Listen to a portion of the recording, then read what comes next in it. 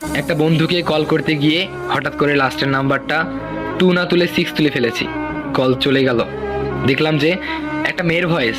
সেই মেয়েটা বলল, হ্যালো, কে আপনি? তখন আমি একটু থমকে গেলাম, কি ব্যাপার? আমি ফোন দিলাম আমার বন্ধুকে, ধরলো একটা মেয়ে। তার তো কোনো বোনও নেই, আর তার তো মা অনেক আগেই মারা গেছে। তাহলে ফোনটা ধরলো কে? তারপর আমি কথা না বলে ফোনটা কেটে দিলাম। এরপরে সেই নাম্বার থেকে SMS আসলো, আচ্ছা কে আপনি? কল দিলেন, আবার কথা বলেন না, পাগল নাকি আপনি?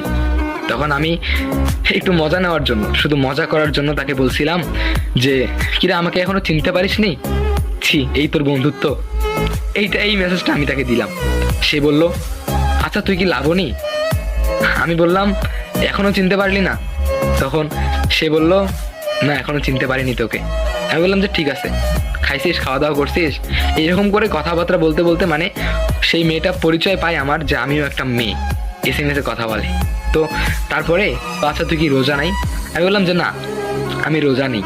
তখন সে বলল, এখন আমি তোকে চিনেছি, তুই হলি আমার সেই মোটি বান্ধবী যে এক মুহূর্ত খাওয়া ছাড়া কিচ্ছু বুঝিস না, তুই শুধু খাওয়া খাওয়া করিস। হ্যাঁ আমি জানি তুই আয়েশা। তখন আমি একটা সুযোগ পেলাম, ভালোই তো, হ্যাঁ আমি আয়েশা, এই তো চিনতে পেরেছিস। তারপরে সে বলল, মাগরিবের পরে আমি তোকে কল দিব, তোর সাথে কিছু ইম্পর্টেন্ট কথা আছে। তখন আমি ভাবতে শুরু করলাম, মেয়েটা যদি আমাকে কল দেয় আর আমার ভয়েস যদি শোনে ছেলে মানুষের, তখন কি নাতে কি ভাববে, তাই না? সো তারপরে আমি বললাম যে আসলে আমি আপনার কোনো বান্ধবী না, আমি একটা ছেলে। তখন সে ইমপ্রেস হয়ে গেল যে কি আজব, আপনি একজন ছেলে আর আমি আপনাকে চিনতেই পারলাম না। তারপরে বললো যে হোক ঠিক আছে, ছেলে হয়েছেন তো কি হয়েছে, আপনাকে কল দিব, ভালো করে কথা বলবো।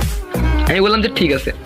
তো মাগরিবের পরে সেই মেয়েটা আমাকে কল দিল, আমি রিসিভ করলাম, বললাম যে হ্যালো, আই এম সরি, প্রথমেই সরি বলতেছি কারণ এইভাবে কথা বলাটা আমার উচিত হয়নি।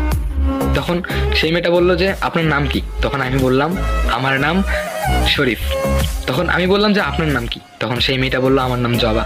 তারপরে আমাদের অনেক কথা হয়। তারপরে হঠাৎ করে আমি একদিন জানতে চাইলাম আপনার বাসা কোথায়? তখন সে বলল কুড়িগ্রামে। আমি এটা শুনে অনেকটা থমকে গেলাম, কুড়িগ্রামে? সেখানে তো আমারও বাসা। তারপরে আমি বললাম যে কুড়িগ্রামে কোথায়? তারপরে সে বলল উলিপুরে। আমি বললাম যে আজব তো, উলিপুরে কোন জায়গায়? আমার বাসা তো সেম। তারপরে সে একটা এলাকার নাম বলল, আর সেই এলাকার পাশের এলাকাতেই আমার বাসা। সত্যি তখন কেন জানি ভাবতে রূপকথার গল্পগুলোর মতো লাগতেছে যে হঠাৎ করে একটা অচেনা নাম্বারে কল দিলাম, ধরলো একটা মেয়ে, আর সে নাকি আমার পাশের এলাকাতেই বাসা।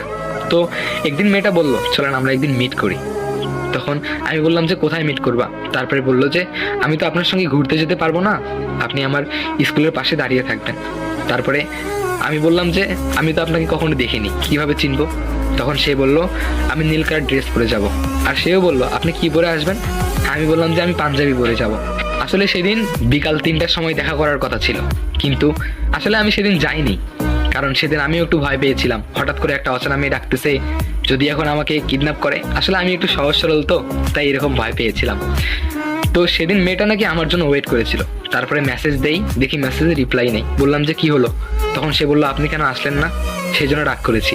আমি বললাম যে ও আসলে আমার একটা কাজ ছিল তো, তাই আমি যেতে পারিনি। তারপরে মেয়েটা বললো তাহলে আরেকদিন মিট করবো। আমি বললাম যে ঠিক আছে, দেখা যাবে। তারপরে একদিন কি হলো, আমি ওদের এলাকাতেই গেলাম একটা কাজের জন্য। তো তখন আমি ওকে মেসেজ দিয়ে বললাম আমি তো আপনার এলাকাতে আসছি একটা কাজের জন্য, এখন কি মিট করবেন?